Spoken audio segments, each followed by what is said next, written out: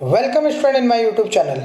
इस वीडियो में हम बीपीएससी 102 भारत में संवैधानिक सरकार और लोकतंत्र के क्वेश्चन पेपर के बारे में डिस्कशन करेंगे। इस क्वेश्चन पेपर में अधिकतम हम 100 मार्क्स है, जिसमें आपको पासिंग मार्क्स 35 लाने हैं और इसमें समय सीमा 3 घंटे दी गई है। इस क्वेश्चन पेपर को 2 पार्ट में बांटा गया, जिसमें आपके टोटल 5 क्वेश्चन करने हैं, जिसमें आपका एक पार्ट से कम 2% करने जरूरी हैं और हर क्वेश्चन का आंसर 400 शब्दों में होना चाहिए। इसमें खंड फर्स्ट आता है आपका मौलिक अधिकार क्या है। सिंपल सा है, मौलिक अधिकार क्या है इसके बारे में लिखना है। तो मौलिक अधिकार क्या होते हैं? वे अधिकार जो लोगों को जीवन के लिए आवश्यक या मौलिक समझे जाते हैं उन्हें मूल अधिकार कहा जाता है। इंग्लिश में फंडामेंटल राइट्स। प्रत्येक देश के लिखित या अलिखित संविधान में नागरिक के मूल अधिकार को मान्यता दी गई है। यह मूल अधिकार नागरिक और निश्चित रूप से प्राप्त हैं तथा राज्य की सार्वभौम सत्ता पर अंकुश लगाने के कारण नागरिक की दृष्टि से ऐसे अधिकार विषयात्मक कहे जाते हैं।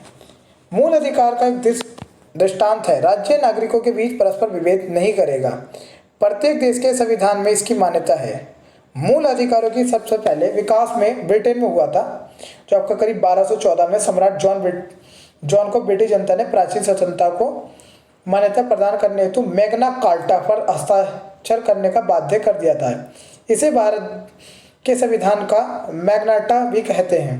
भारत के मूल अधिकार अमेरिका से लिए गए थे। भारत में कुल 7 मौलिक अधिकार होते थे, लेकिन अब 6 कर दिए, इसमें एक हटा दिया है। संपत्ति का अधिकार। अब आपके 6 कौन कौन से? समानता का अधिकार अनुच्छेद 14 से 18 तक, स्वतंत्रता का अधिकार अनुच्छेद 19 से 20 तक, संपत्ति का अधिकार अब समाप्त हो चुका है। शोषण के विरुद्ध आपका 23 से 24 था है। धार्मिक स्वतंत्रता का आपका 25 से 28, शिक्षा एवं संस्कृति का 29 से 30 और संवैधानिक उपचार का अधिकार 32। मूल अधिकार साधारण जो आपका है अनुच्छेद 12 में परिभाषा दी गई है, मतलब आपका 19 और अनुच्छेद 13 में क्या कहा गया? मूल अधिकार से असंगत या उनका अल्पीकरण करने वाली विधियां हैं। समता का अधिकार में आपका अनुच्छेद 14 में विधि के क्षमता की बात करी गई है। 1915 में धर्म, मूल वंश, जाति लिंग सबको एक बराबर समझा जाएगा, किसी पर कोई भेदभाव नहीं कराएगा। 16 में लोक नियोजन के विषय में अफसर की क्षमता। 17 में अस्पृश्यता का अंत, कोई भेदभाव नहीं। 18 में उपाधियों का अंत, उपाधि मतलब किसी को हम ऐसे ही प्राइज नहीं दे सकते। स्वतंत्र अधिकार जैसा 19 में आपका क्या रखा है? बोलने का अधिकार है, बिल्कुल बोल सकते हैं। अपराधों के लिए दोषी सिद्ध, मतलब अगर कोई अपराध है तो दोष नहीं है, सिर्फ सिद्ध करने के लिए अधिकार दिया गया है। 21 में प्राण और दैहिक स्वतंत्रता का अधिकार है। शोषण के विरुद्ध अधिकार की मानव और जो बाल श्रम वगैरह होते हैं इनका अधिकार होता है। कारखाने आदि में बालकों के नियोजन में उनको बचाने का अधिकार होता है। धर्म की स्वतंत्रता, धर्म के अवसरों में जो मर्जी मतलब जो बंदा अपना मान सकता है वो अनुच्छेद 25 में बताया गया। 26 में धार्मिक कार्य, कोई भी हम जैसे प्रोग्राम वगैरह कर सकते हैं धार्मिक। 27 में किसी विशेष धर्म में के समय मतलब आपका हम किसी भी धर्म में जा सकते हैं, इसका भी अधिकार है। और 28 में कुछ शिक्षा संस्थाओं में धार्मिक उपासना में उपस्थित होने के बारे में सुधा, मतलब कई प्रोग्राम चल रहा है तो उसमें उपस्थित हो सकते हैं। संस्कृति और शिक्षा के अधिकार में 29 में अल्पसंख्यकों वर्गों मतलब उसको अल्पसंख्यकों को संरक्षण दे रखा है। शिक्षा संस्थाओं का स्थापना और प्रशासन करने का अल्पसंख्यक वर्गों का अधिकार है। और आपका 31 आपका निरसती, कुछ विधियों की व्यावृत्ति में 31 A, B, C, D ये आपके 4 बांटे हुए हैं। संवैधानिक उपचारों का अधिकार में 32 है, इस भाग द्वारा प्रदत्त अधिकारों को परिवर्तित करने के लिए उपचार है। 32 का निरसती है। इसके बाद इस भाग द्वारा 33 में है बलों आदि का लागू होने रूपांतरण करने की संसद की शक्ति है। अनुच्छेद 34 में जब किसी क्षेत्र की सेना विविध प्रवृत्त है तब इस भाग द्वारा प्रदत्त अधिकारों का निर्बंधन होता है। और अनुच्छेद 35 में भाग के उपबंधों को प्रभावी करने के लिए विधान। ये आपके टोटल 6 मौलिक अधिकार हैं। दूसरा आपका क्वेश्चन आता है मौलिक कर्तव्यों के महत्व और मुख्य विशेषता की चर्चा कीजिए। हमारा जो मौलिक अधिकार होगा इसके साथ साथ हमें कुछ कर्तव्य भी करने चाहिए। तो उसमें बताया गया यदि मौलिक अधिकारों के साथ साथ मूल या मौलिक कर्तव्य ना जुड़ा तो मौलिक अधिकार को कोई महत्व नहीं रह जाता। इतना ही नहीं बल्कि राज्य भी हमारी रक्षा के लिए हमारी आवश्यकताओं जैसे शिक्षा, स्वास्थ्य, मकान आदि ये सब आपका ठीक ढंग से पालन करेंगे तभी आपको बढ़िया रहेगा। इसलिए भारतीय चिंतकों ने यह महसूस किया कि भारत के संविधान में मूल या मौलिक कर्तव्यों को शामिल किया जाना चाहिए। मूल संविधान में भारतीय नागरिकों के लिए मौलिक अधिकार तो दिए गए, लेकिन मूल या मौलिक कर्तव्यों को उल्लेख नहीं था। सरदार स्वर्ण सिंह समिति की अनुशंसा पर संविधान के 42वें संशोधन 1976 के द्वारा मूल या मौलिक कर्तव्य को संविधान में जोड़ा गया। आपका जानकारी के लिए बता दें कि मूल या मौलिक कर्तव्य सोवियत रूस के संविधान से लिया गया है। इस संविधान संशोधन के द्वारा भारतीय संविधान में एक नए भाग 4th जोड़ा गया। इस नए भाग में केवल अनुच्छेद 51 का को शामिल किया गया। किसी अनुच्छेद में 10 मौलिक कर्तव्यों को रखा गया है। लेकिन बाद में भारतीय संविधान के 50वें संशोधन अधिनियम 2002 द्वारा मूल या मौलिक कर्तव्य में यह जोड़ा गया कि 6 से 14 वर्ष के बालकों के माता पिता को संरक्षकों को यह कर्तव्य होगा कि उन्हें शिक्षा के अवसर प्रदान करें। और कुल अब भारतीय संविधान में मूल कर्तव्य की संख्या 11 हो गया है। भारतीय नागरिकों के लिए 11 मूल या मौलिक कर्तव्य कुछ इस प्रकार हैं। संविधान के नियमों को पालन करें और उसके आदर्शों, संस्था, राष्ट्रीय ध्वज और राष्ट्रीय गान का पालन करें। स्वतंत्रता के लिए हमारे राष्ट्रीय आंदोलन के प्रेरित करने और उच्च आदर्शों का हृदय में संजोए रखें और पालन करें।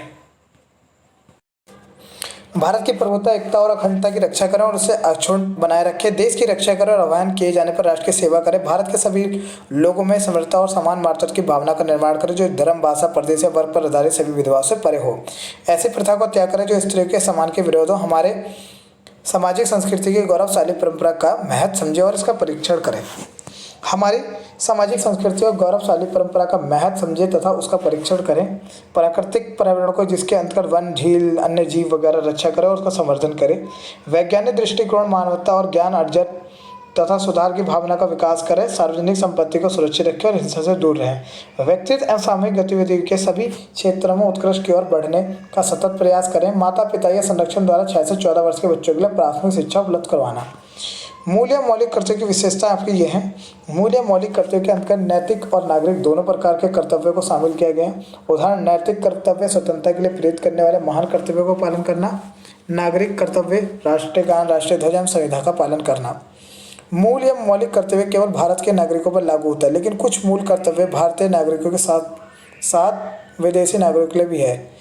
राज्य के नीति निर्देशक सिद्धांतों की तरह मूल कर्तव्य के हनन के विरुद्ध कोई कानूनी प्रावधान नहीं है।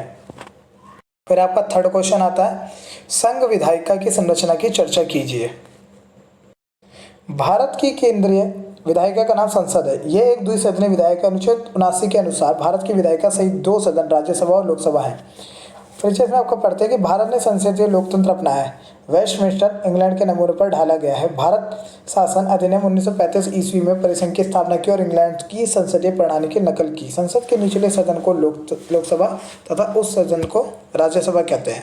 लोकसभा में जनता का प्रतिनिधित्व होता है। राज्यसभा में भारत के संघ राज्यों का प्रतिनिधित्व होता है। राज्यसभा में 250 से अधिक सदस्य नहीं हो सकते। इसमें 238 सदस्य राज्य तथा संघ राज्य क्षेत्रों के प्रतिनिधि और 12 राष्ट्रपति द्वारा होते हैं, निर्दिष्ट किए जाते हैं। राष्ट्रपति द्वारा नामित 12 व्यक्ति वह होते हैं जिन्हें साहित्य, विज्ञान, कला और सामाजिक सेवा के क्षेत्र में विशेष ज्ञान हो। राज्यसभा को कुछ विशेष शक्तियाँ होती हैं। यदि राज्यसभा संसद के राष्ट्र में जरूरी राज्य सूची में शामिल किसी मामले के संबंध में कानून बनाए और 2/3 बहुमत से राज्यसभा शासन का कोई संकल्प पारित कर देती है तो संसद समूचे भारत के किसी भाग के लिए विधियां बना सकती है। इसके अलावा यदि राज्य में उपस्थित और मत देने वाले सदस्यों में कम से कम 2/3 सदस्य द्वारा समर्थित संकल्प द्वारा घोषित कर दें कि राष्ट्र हित में यह करना आवश्यक या समीचीन है, तो संसद विधि द्वारा संघ और राज्यों के लिए सम्मिलित एक या अधिक भारतीय सेवाओं के सर्जन के लिए उपवन कर सकती है।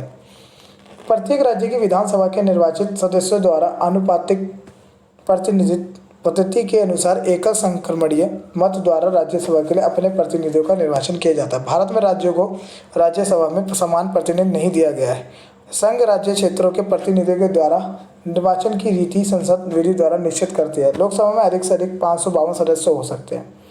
इनमें राज्यों के प्रतिनिधि 503 एवं संघ राज्य के क्षेत्रों के प्रतिनिधि 20 से अधिक नहीं हो सकते। 2 व्यक्ति राष्ट्रपति द्वारा एंग्लो इंडियन समुदाय से नाम निर्दिष्ट किए जा सकते हैं। लोकसभा के सदस्यों का निर्वाचन वयस्क मताधिकार के आधार पर राज्य की जनता के द्वारा किया जाता है। लोकसभा में केवल अनुसूचित जाति और जनजाति का आरक्षण प्रदान किया गया है, अन्य किसी को नहीं। लोकसभा का कार्यकाल आपका 5 साल का होता है। इसका पुरुष का विघटन हो सकता है। लोकसभा के लिए 25 वर्ष और राज्यसभा के लिए 30 वर्ष आयु कम से कम होनी चाहिए। लोकसभा नवनिर्वाचन के बाद अपनी पहली बैठक में जिसकी अध्यक्षता लोकसभा का वरिष्ठ सदस्य करता है, लोकसभा के अध्यक्ष का चयन करते हैं। किसी संसद सदस्य की योग्यता या अयोग्यता से संबंधित विधेयक का अंतिम निर्णय चुनाव आयोग के परामर्श से राष्ट्रपति करता है। यदि कोई सदन की अनुमति के बिना 60 दिन की अवधि से अधिक समय के लिए सदन के सभी अधिवेशन में अपसारण रहता है, उसकी सदस्यता समाप्त हो जाती है। संसद सदस्यों को दिए गए विशेष अधिकार के अंतर्गत किसी भी सदस्य सदन का अधिवेशन के समय या समिति जिसका वह सदस्य की बैठक के समय या अधिवेशन या बैठक के पूर्व या बाद 40 दिन की अवधि के दौरान गिरफ्तारी से मुक्ति प्रदान की गई है। संसद सदस्यों को दी गई है गिरफ्तारी से मुक्ति केवल सिविल मामलों में, आपराधिक मामलों या निवारक निरोध की विधि के अधीन गिरफ्तारी से छूटनी है। लोकसभा का अध्यक्ष या उपाध्यक्ष संसद के जीवन काल तथा अपना पद धारण करते हैं। अध्यक्ष दूसरी बार नवनिर्वाचित लोकसभा की प्रथम बैठक के पूर्व तक अपने पद पर बना रहता है। यदि अध्यक्ष या उपाध्यक्ष लोकसभा के सदस्य नहीं होते तो अपना पद त्याग करेंगे। 14 दिन की पूर्व सूचना देकर लोकसभा के तत्कालीन समस्त सदस्यों की बहुमत से पारित संकल्प द्वारा अध्यक्ष तथा उपाध्यक्षों को पद से हटाया जा सकता है। अध्यक्ष निर्णायक मत देने का अधिकार है। कोई विधेयक धन विधेयक या नहीं अथवा नहीं, इसका निश्चय लोकसभा अध्यक्ष करता है तथा इसका निश्चय अंतिम होता है। दोनों सदस्यों की संयुक्त बैठक की अध्यक्षता लोकसभा अध्यक्ष को करता है। राज्यसभा का सभापति भारत का उपराष्ट्रपति होता है तथा राज्यसभा अपना एक उप सभापति भी निर्वाचित करती है। साधारण विधेयक तथा संविधान संशोधन विधेयक किसी भी सदन में प्रारंभ किए जा सकते हैं। धन विधेयक केवल लोकसभा में ही प्रारंभ किया जा सकता है तथा धन विधेयक में राज्यसभा कोई संशोधन नहीं कर सकती। धन विधेयक की परिभाषा अनुच्छेद 110 में वर्णित है तथा धन विधेयक को राज्यसभा 14 दिन में अपनी सिफारिशों के साथ वापस कर देती है। साधारण विधेयक को 6 माह तक रोका जा सकता है तथा किसी विधेयक पर दोनों सदनों में मतभेद हो जाने पर राष्ट्रपति दोनों सदनों का संयुक्त अधिवेशन आयोजित कर सकता है। संयुक्त अधिवेशन की अध्यक्षता लोकसभा अध्यक्ष करता है, लेकिन यदि वह उपस्थित ना हो तो सदन का उपाध्यक्ष, यदि वह भी अनुपस्थित हो तो राज्यसभा का उप सभापति, यदि वह भी नहीं हो तो अन्य व्यक्ति को अध्यक्ष होगा जो बैठक में उपस्थित सदस्य द्वारा निश्चित किया जाए। लोकसभा में अध्यक्ष की अनुपस्थिति में उपाध्यक्ष की अनुपस्थिति में राष्ट्रपति द्वारा बनाए गए वरिष्ठ सदस्यों के पैनल में कोई व्यक्ति पीठासीन होता है। राज्यसभा में सभापति की अनुपस्थिति में उपसभापति तथा उपसभापति की अनुपस्थिति में निर्धारित पैनल का सदस्य अध्यक्ष होता है तथा संविधान संशोधन विधेयक पारित करने के लिए दोनों सदनों की संयुक्त बैठक नहीं होती। साधारण विधेयक पर दोनों सदनों में पृथक रूप से 3 वाचन होते तो वह राष्ट्रपति की अनुमति हस्ताक्षर से अधिनियम बन जाता है। भारत के संचित निधि पर राष्ट्रपति, उच्चतम न्यायालय के न्यायाधीश, नियंत्रक, महालेखा परीक्षक, लोकसभा के अध्यक्ष, उपाध्यक्ष, राज्यसभा के सभापति व उपसभापति के वेतन भत्ते आदि तथा उच्च न्यायालय के न्यायाधीशों के पेंशन भारित होती है। संसद राज्य की सूची के किसी विषय पर विधि का निर्माण कर सकती है जब राज्यसभा में उपस्थित और मत देने वाले कम से कम 2/3 सदस्य उस विषय की राष्ट्र महत्व को घोषित करें। राज्यसभा सदन में उपस्थित एवं मतदान देने वाले सदस्यों को 2/3 बहुमत से यह संकल्प पारित के संगम राज्यों के हित के लिए किसी नई अखिल भारतीय सेवा के सर्जन की आवश्यकता है तो नई अखिल भारतीय सेवा का सर्जन किया जा सकता है। पहले पार्ट से हमने 3 क्वेश्चन करने हैं, दूसरे पार्ट से 2 करते हैं, इसमें 5वां क्वेश्चन करते हैं। भारतीय संविधान की 6ठी अनुसूची